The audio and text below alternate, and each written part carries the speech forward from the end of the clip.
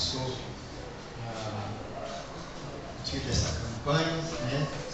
Deuteronômio 28, vamos abrir nossa Bíblia, Deuteronômio 28, os versículos 1 e 2. Glórias a Deus.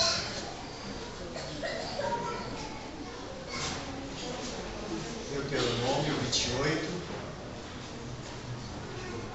os versículos 1 e 2. Aleluia, Jesus. Glória a Deus. Todos acharam? Amém. É que agora joga no telão, né? Então fica fácil, né? A gente fica insistindo, diz assim: se atentamente ouvires a voz do Senhor teu Deus, tendo cuidado de guardar todos os mandamentos que hoje te ordeno, o Senhor teu Deus te exaltará sobre todas as nações da terra.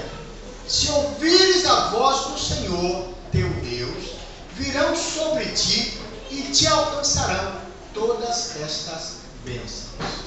Amém? Amém. Oremos. Mais uma vez, né? Vamos orar com Deus. Porque a oração é que move o coração de Deus. A oração são as chaves que a gente pode alcançar locais inacessíveis. É através da oração que a gente consegue essas bênçãos. Pai querido, no nome de Jesus, que não seja, Senhor, aquilo que eu queira falar para a igreja, mas que seja, Senhor, Tu que venhas a falar, para que os corações, Senhor, possam se sentir gratificados com a Tua palavra. Senhor, eu só vou te pedir que Tu use os meus lábios, que use a minha mente e que eu possa transmitir, Senhor, a Tua palavra com o coração quebrantado diante da Tua presença, porque o Teu povo, Senhor, quer ouvir a Tua palavra, não a palavra do pastor Edinaldo.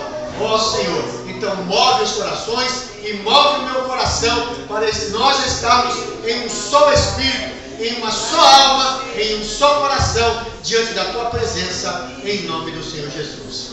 Amém. Por favor, irmãos, sentem-se no nome de Jesus. Eu estive dando uma olhada aqui eu queria trazer algumas curiosidades para os irmãos, né? Eu fiz aqui as anotações de algumas curiosidades, porque o capítulo 28 de Deuteronômio, ele é um capítulo notável. Ele é notável. Além de notável, ele mostra o que Israel poderia ter sido pela obediência.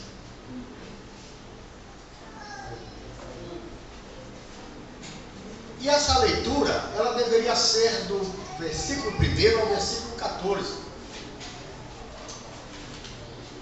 E além disso, irmãos, vai se cumprir na vida de Israel toda essa leitura. Ainda se cumprirá na vida de Israel. Porque ainda será no milênio. Porque é uma palavra profética de Moisés para a nação de Israel.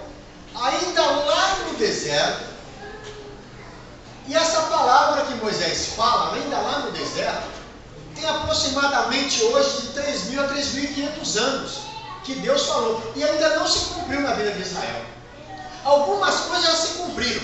Por exemplo, Isaías 60 e 62 diz que Isaías 60 fala sobre a glória de Sião. E no capítulo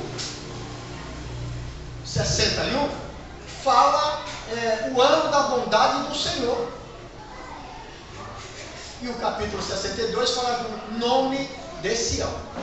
Ou seja, Deus vai derramar ainda da sua glória, Deus ainda vai derramar um ano de bondade, e Deus ainda vai dar um novo nome.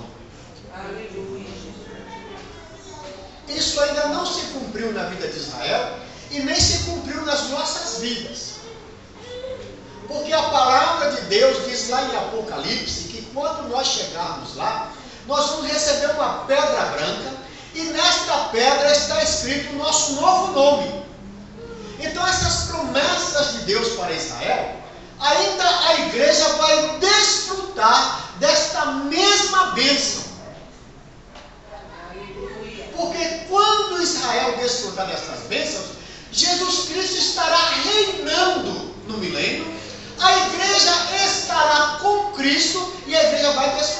bênçãos juntamente com Israel. Amém? Então, irmãos, nós vamos vendo ainda que dentro dessa palavra, Zacarias 14, de 8 a 21, fala sobre a vinda do Senhor. Jeremias 31, de 1 a 10, fala sobre a restauração do Senhor. Deus vai restaurar, não importa, irmãos. Olha, hoje, inclusive nesses 12 dias de clamor para 2 meses de bênção, eu não estou vendo televisão. É um propósito que eu fiz no meu coração. Se a Célia, quando ela liga a televisão, eu subo para o quarto, não estou vendo televisão. Eu tenho assim, o costume de, pela manhã, de assistir o jornal, à noite assistir o jornal quando eu estou em casa. Mas nesses 12 dias de clamor foi um propósito que eu coloquei no meu coração. Não vou assistir. E não quero ver televisão. Mas isso é uma coisa minha. Isso é um propósito meu. Amém? E aí, está falando sobre a restauração do Senhor. Ainda em Deuteronômio 30, de 1 a 10, está dizendo sobre a misericórdia de Deus para quem se arrepende. Tudo isso, irmãos, está dentro do capítulo 28, mesmo a gente indo para outros livros, essa leitura ela está englobada dentro do capítulo 28 de Deuteronômio. Tem mais uma curiosidade aqui, os versículos 47 a 49, no ano 70 depois de Cristo, se cumpriu esta palavra.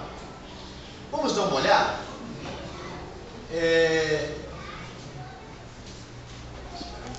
Porque eu mudei muitas páginas da Bíblia. Vocês têm facilidade, mas eu não tenho. Porque ele muda lá rapidinho e eu não consigo.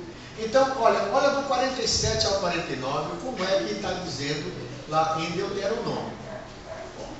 Porquanto não serviste ao Senhor teu Deus com alegria e bondade de coração, não obstante a abundância de tudo, assim com fome, com sede, com nudez e com falta de tudo, servirá aos inimigos que o Senhor enviará contra ti, sobre o teu pescoço porá um jugo de ferro, até que haja destruído. O Senhor levantará contra ti uma nação de longe, da extremidade da terra, virá como um voo impetuoso da água, nação cuja língua não entenderás. No ano 70, quando Tito invade Israel e destrói o templo, o símbolo que eles tinham no estandarte deles era uma águia. Era uma águia. Então se cumpriu a palavra de Deus no ano 70, quando Deus está dizendo aqui no livro de Deuteronômio 28, 47 a 49. Está se cumprindo. Eles traziam no estandarte à frente. E esse estandarte era uma águia gigantesca que um soldado vinha trazendo. Então a águia que Deus está profetizando através da boca do seu servo se cumpre já na vida de Israel. Quer ver uma outra coisa? A invasão foi uma página sangrenta na história de Israel sobre o comando do general Tito. Os versículos 63 a 67 descrevem o judeu de hoje. Deus falou isso há mais de 3.000 anos. Foi Deus que falou. Vamos ver então o versículo 63 a 67. Olha como é que Deus está dizendo. Assim como o Senhor se alegrava em vós outros, em fazer-vos bem e multiplicar-vos, da mesma sorte o Senhor se alegrará em fazer perecer e vos destruir. Serei desarraigados da terra a qual passais para possuí-la.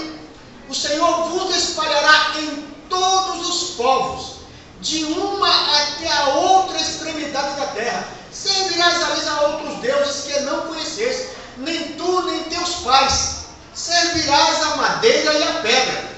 Nem ainda entre as nações descansarás, nem a planta do teu pé terá repouso, porquanto o Senhor ali te dará coração tremente, olhos mortiços e desmaio de alma.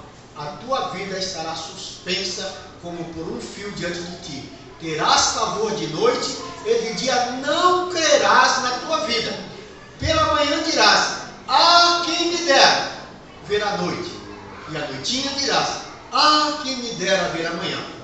Isso pelo pavor que sentirás no coração e pelo espetáculo que terás diante dos teus olhos. Irmãos, vamos fazer uma pequena retrospectiva aqui. Nós vemos, irmãos, que o capítulo 28 deixa Israel onde a nação se encontra hoje, totalmente dispersa. Totalmente dispersa está a nação de Israel. Os dispersos hoje é judeu em toda a parte da terra. Tem na Alemanha, na Rússia, tem aqui na América do Sul, tem na Argentina, tem no Brasil, em todos os países da América do Sul, América do Norte. Recentemente, num estudo que nós estávamos fazendo, descobrimos que os judeus de Manhattan, eles eram todos aqui de Recife. Há um fluxo de turistas, de hebreus, que vêm de lá, da Judéia, só para visitar os túneis que tem em Recife, que os judeus fizeram. E eles saíram daqui do Brasil e foram para Manhattan para poder habitar a ilha de Manhattan, em Nova York. E lá formar o centro financeiro do mundo. Mas os judeus estão dispersos. Há poucos judeus na sua terra. E a terra que eles voltaram depois de 1948 é uma terra, irmãos, que já estava invadida. E eles não têm tanto a tranquilidade para poder estar na sua terra. Não tem. Intranquilos. Não há sossego para o povo judeu, nem no seu país e nem fora dele. Não há sossego. Fora deles, eles têm o temor dos outros povos, porque eles são odiados. Dentro do seu próprio país, eles têm uma problemática que são os palestinos, que todos os dias estão querendo levantar guerra contra eles. Então não há sossego. São intranquilos, pesarosos. O judeu vive pesaroso, temeroso. Pense em como ele tem sido tratado em muitos países. Nós temos notícia que em 40, na guerra de 40, que terminou em 44, na Alemanha morreu mais de 6 milhões de judeus. Fora os outros judeus que morreram. Então tudo isso a palavra de Deus vem trazendo. E eu gostaria de passar isso para que os irmãos pudessem ter um pouco dessa história. Mas Deus já havia falado a respeito disso há muito tempo. Há muito tempo Deus já havia falado. Então, nós temos a nossa realidade, né? E vamos àquilo que Laubert nos indicou para nós estarmos ministrando nesta noite. Amém? Amém. Irmãos, se nós formos buscar isso para o nosso lado hoje, nós vamos ver que Deus, ele é tremendo. Deus, ele não joga a conversa fora. Deus não brinca de ser Deus. Deus, ele é muito sério. Hoje aqui eu ouvi falar de aliança. Um Deus de aliança.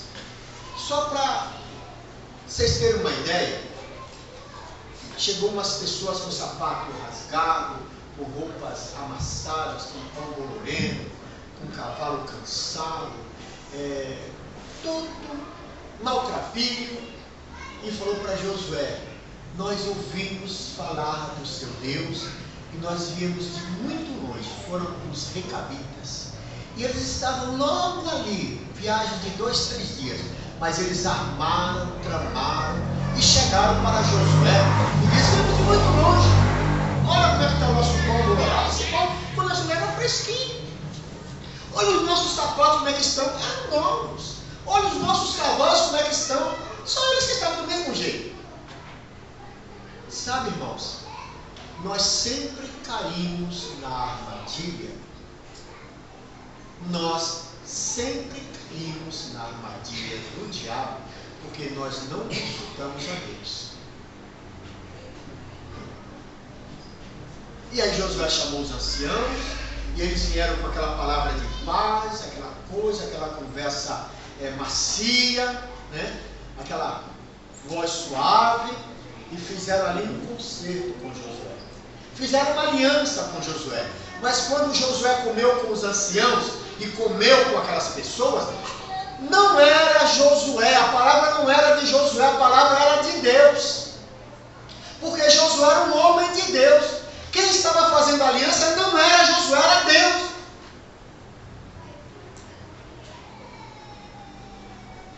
Passaram-se 400 anos. Irmãos, 400 anos se passaram. Saul vai lá e mata 70 recabitas. Mas não foi lá atrás 400 anos? O que tem? Não, mas Deus fez uma aliança. Você vê como Deus é sério.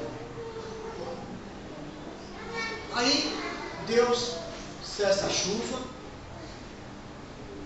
a terra não produz alimento, e Davi, preocupado, vai buscar ao Senhor. Falou: o Senhor, o que está acontecendo?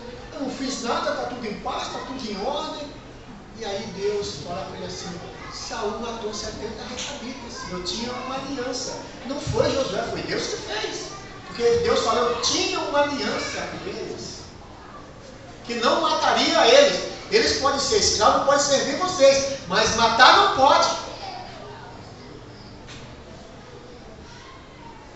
Agora vem Davi à frente do sacerdote, à frente do profeta de Deus, e diz: o que é que eu posso fazer para sanar essa situação? Deus falou: fala com os recabitas. E os recabitas falam: para cada 10 homens, cada 10 irmãos que vocês mataram nosso, eu quero um filho de Saul. Vocês lembram daquela história de Rispa, que ficou tomando conta dos 2 filhos em cima da pedra? Aquela mãe, e de dia e de noite não deixava nem as feras do campo comer os filhos dela, e nem as aves do céu comeram os filhos durante o dia. Ela os cobriu com um pano de saco, e ela ficou ali naquela pedra 6 meses vigiando os 2 cadáveres, até que choveu e levou o pó. Foi exatamente isso que aconteceu, porque 2 filhos, ela era concubina de Saul, ela tinha 2 filhos, e esses 2 filhos foram mortos. Então, irmãos, Deus é um Deus de aliança. Nós às vezes pensamos que Deus, às vezes a gente lê a palavra de Deus, a gente vem aqui na igreja, ouve a palavra de Deus, às vezes a gente vem aqui, ouve o homem de Deus falar, a gente vem aqui, às vezes o homem que está aqui, Deus está usando para falar, e a gente às vezes não presta muita atenção. Às vezes a gente também, sabe que a gente está com uma dorzinha no coração, e aí o médico falou que você teve um princípio de infarto, e aí você já fica apavorado, e aí você está com falta de ar, e você fica preocupado com a sua falta de ar. Irmãos, entrega todo o seu problema para Deus, porque Deus quer falar com você.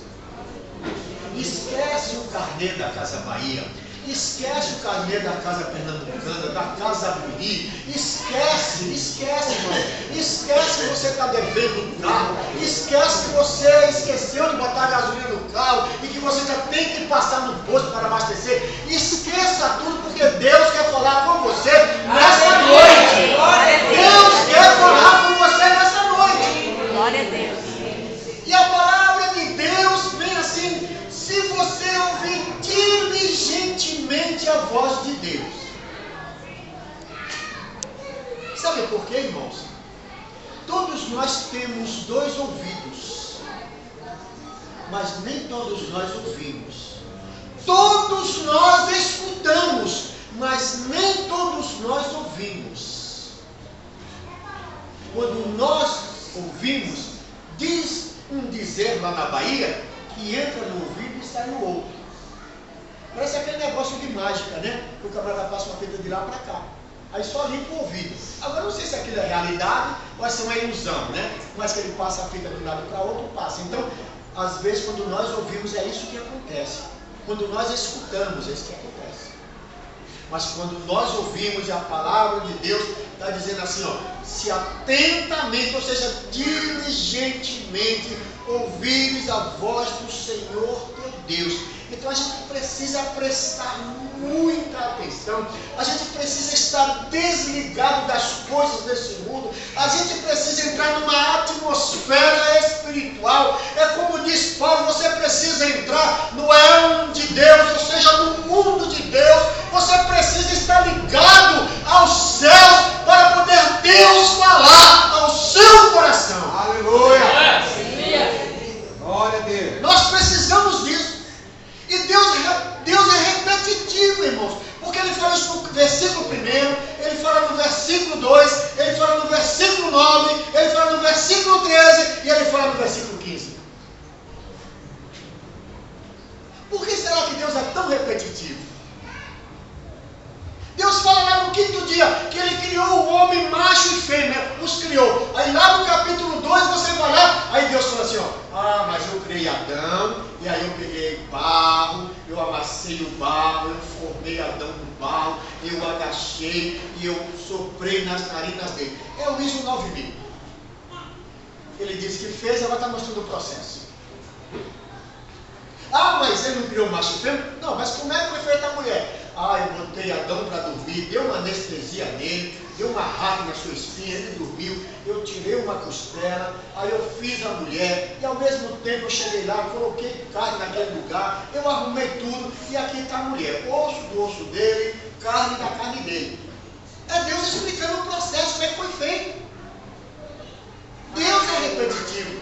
E aí, irmãos, nós vamos vendo ainda que Deus vai dizendo, olha, você tem que tomar cuidado, você tem que ter cuidado, você tem que ser cuidadoso, você tem que ser zeloso. Primeiro você tem que ouvir atentamente e depois você precisa ser cuidadoso para guardar os mandamentos. Porque hoje, irmãos, está da seguinte maneira.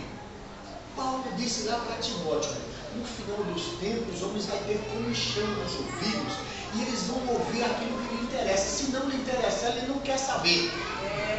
Ele não quer saber, ele tem comichão nos ouvidos. Mas o pastor Alberto, o pastor Paulo pregou um negócio que eu não conheço, que eu não gostei, então eu vou para aquela igreja da esquina, porque eu não gosto mais do Alberto, nem do pastor Paulo, então eu vou para aquela igreja da esquina. Mas eu não gostei do que Laurindo falou, eu vou para aquela igreja lá de cima. Então, irmãos, se não falar aquilo que você não gosta, você vai embora. E desde quando a palavra de Deus é para agradar a gente? A palavra de Deus ela vem para nos corrigir, para nos deixar no prumo, para nos botar no esquadro. A palavra de Deus vem para nos consertar. Primeiramente você tem que ouvir atentamente e depois você precisa guardar os seus mandamentos.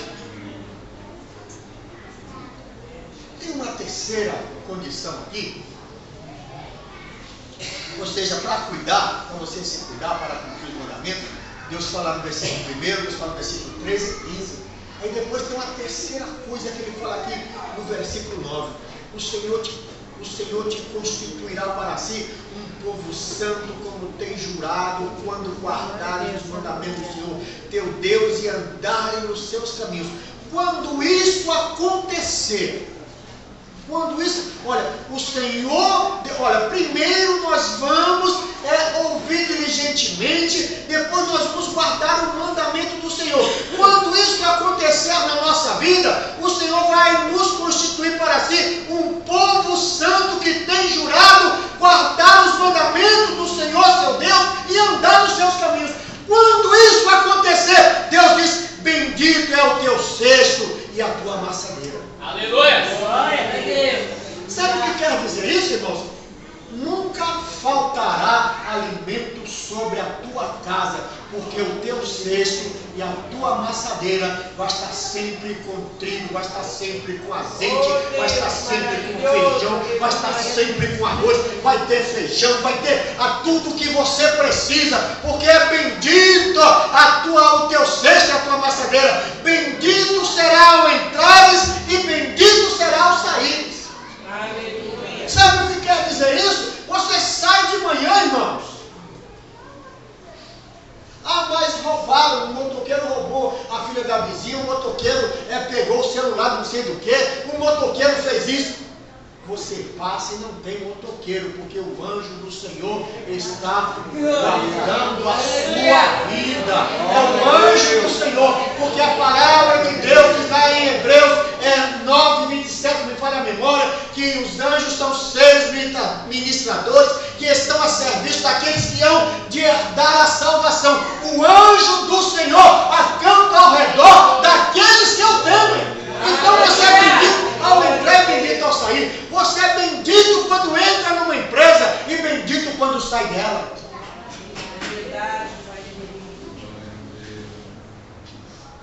O Senhor fará que sejam derrotados na tua presença os inimigos que se levantarem contra ti. Por um caminho sairão contra ti, mas por 7 caminhos fugirão na sua presença.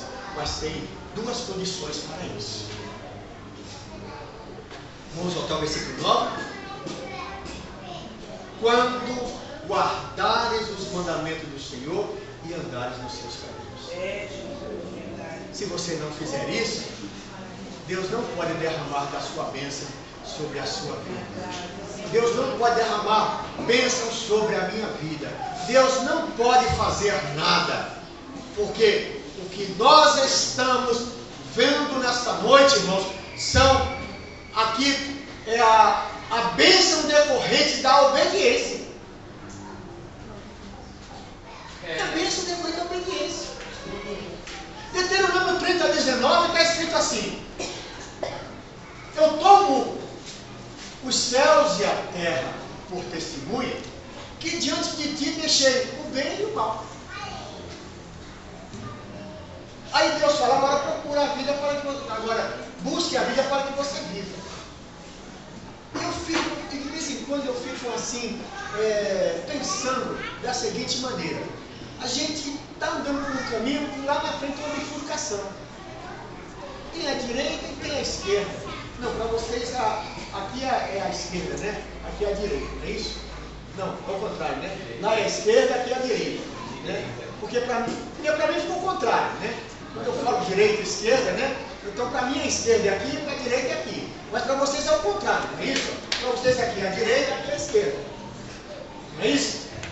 Então tem lá na frente 2 caminhos, irmãos. E aí quando você chega naquela bifurcação, você vai dar 1, 2, 3 passos para você ir para lá ou para cá. Parece que Deus é assim: ei, mulher, homem, ei! Há um desespero no coração de Deus, gritando: ei, por que você olha? E quando você olha e fala: escolhe a vida, meu filho, para que você viva. Escolha a vida. É Deus desesperado para que nós escolhamos a vida, porque Deus quer nos abençoar. Deus quer fazer de nós pessoas prósperas diante da sua presença.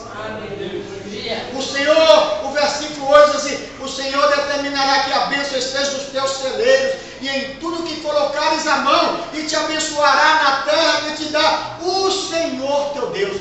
Irmãos, às vezes nós olhamos assim porque Israel, a Bíblia, ela é de um período que ela é agropastoril. Ou seja, é a agricultura e os rebanhos que o povo vivia. O povo vivia disso. O povo tirava o leite, fazia um queijo, ou vendia um queijo, ou pegava um queijo, levava lá para o sacerdote. Fiz 10 queijos, um queijo, levo lá para o sacerdote. Aí tirei 10 litros de leite, 1 litro de leite, levo para o sacerdote. Aí eu tenho 10 cabras, uma cabra, levo para o sacerdote. Então o povo tirava o dízimo assim. Hoje, irmãos, hoje nós trabalhamos em fábrica. Hoje muitos de nossos irmãos têm lojas. Hoje muitos de nossos irmãos têm algum tipo de comércio. Fique sabendo, se você for fiel a Deus, o Senhor determinará que a bênção esteja nos teus celeiros. Ou seja, que a bênção esteja naquele comércio que você tem. Não importa se você vende geladinho na porta de casa. Não importa. Deus vai abençoar, que virá muito mais pessoas na sua porta comprar aquele geladinho de 50 centavos do que outras pessoas que têm o geladinho, porque você é fiel a Deus. Deus vai te abençoar. Deus vai fazer com que você glorifique o nome dEle. É como Davi disse: o que é que eu tenho para oferecer a Deus, se tudo que eu tenho é descido dos céus? Então, o que é descido dos céus, as bênçãos, é para nós glorificarmos ao nome do Senhor. O Senhor, a terceira coisa, irmãos, o Senhor vem falando dos caminhos. A quarta coisa, aliás, que eu já fui até a terceira. A quarta coisa: não te desvie de todas as palavras que hoje te ordeno, nem para a direita, nem para a esquerda. Lembra o que Deus falou com Josué? Se você fizer isso, vai ser bem sucedido. Se você fizer isso, ninguém vai poder te resistir. Se você andar desta maneira, nada vai ficar na tua frente. E sabe uma coisa que eu fico impressionado? Josué, um general de guerra, acostumado mais de 40 anos guerreando sob as ordens de Moisés. Agora chega a Deus e cai entre nós. Deus não fez isso, mas isso é uma elucubração nossa. Mas Josué de bobo. Não, porque Josué era um homem que arrancava da espada e cortava a cabeça até de gigante. Com ele não tinha conversa. Aí Deus fala: vai lá, Josué, fica dando volta na cidade. Dá volta na cidade. Irmãos, um homem que é acostumado a guerrear, um homem que é acostumado a ir com o cavalo para cima ou a pé, não tem medo de nada. Um homem que está acostumado, dizendo, um homem que quando o anjo passou na frente dele, arrancou da espada e falou: tu é dos nossos ou dos outros? Um anjo do Senhor, quando passou, ele foi para cima com a espada. E aí o anjo falou: calma, Josué. Aí o anjo falou: calma, Josué, eu sou dos teus. Eu só vim te falar isso assim, assim, assim. Deu o recado de Deus. Mas aí Deus fala para Josué: fica dando volta na cidade. Josué, agora que é a 7ª vez que você está lá, você dá 7 voltas.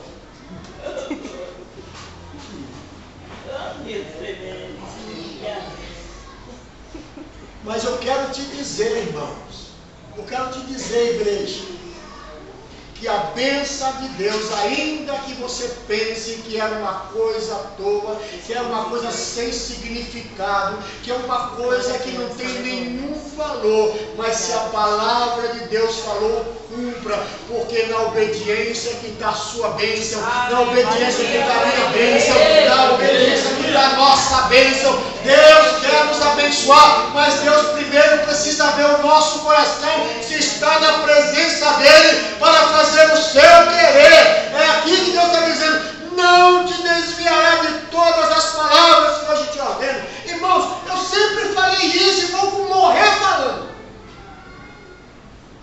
Eu não gosto de novela. Eu não gosto, eu detesto novela. Ó, toda novela tem a mulher que trai o marido que trai a mulher, e a Bíblia diz que é a mulher. Porque a menina se prostitui e se dá bem. Pode pensar na novela que você quiser. Pode pensar. Você vai ver que é sempre esse silêncio. Mas porque o camarada está casado com a mulher, ela ficou velha e já procura a mais nova, e já vai se encostando, ou a mocinha mais nova se encosta no homem mais velho, ou a mulher mais velha se encosta no rapaz mais novo. E isso é adultério. Às vezes nós estamos trazendo o adultério para dentro da nossa casa. Às vezes nós estamos trazendo a desgraça para dentro da nossa casa. E aí a gente fica assim, vai dar certo. Para com isso, querido. Para com isso. Glória a Deus, aleluia. O tempo que você está lá, vai ler a palavra de Deus. Vai ler a palavra de Deus. Eu não gosto, irmão, de novela, eu não gosto.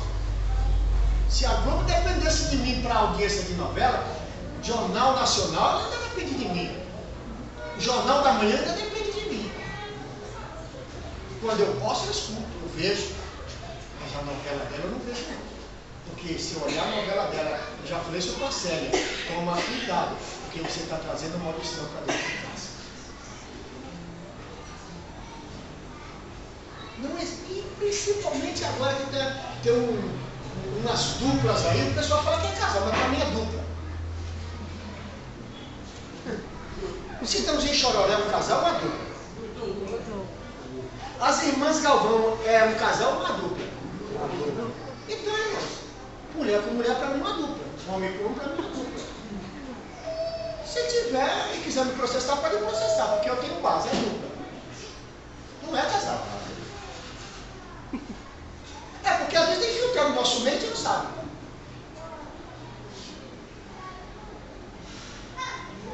Entendeu? Para mim é dupla, não é casal. Então, irmãos,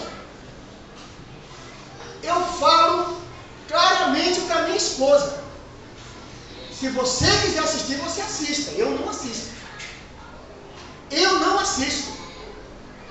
Então, irmãos, não te desvie de todas as palavras que hoje te ordeno, nem para a direita, nem para a esquerda. Outra coisa, irmãos, nós não podemos seguir a outros deuses, porque Deus é o único Deus que fundou a terra, que fez os mares, que fez os peixes, que fez os animais, que fez as aves do céu, que fez as águas, que fez tudo e ainda formou o homem.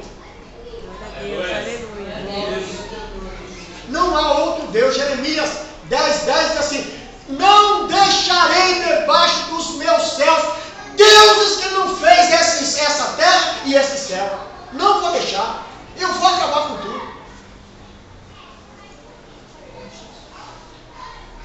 Então, meus queridos, o que nesta noite Deus quer dizer ao nosso coração é que se nós obedecermos, é que se nós formos fiéis a Deus, é que se nós andarmos dentro da palavra de Deus, a obediência é decorrente, ou seja, a bênção ela é decorrente da obediência.